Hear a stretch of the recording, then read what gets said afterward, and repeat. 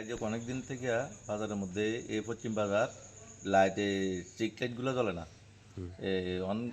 অনেক দিন হয়েছে, এরপরে কিছুদিন আগে কাজ টাজ করাই গেছো, এরপরও তো এখনো অন্ধকার, কখনো জ্বলে না। যদি চুরি টুরি হয় এটা দায়ভার নিব। মানে আজকে অন্ধকার, আজকে অন্ধকার। মানে এখানে যে বাজার আছে এটা বোঝা যায় না। না, বাজার আছে এটা বোঝা যায় না। এখানে যদি দোকান চুরি হইতেই পারে, মানে দোকান চুরি হইলে এটা দায়ভার কে নিব?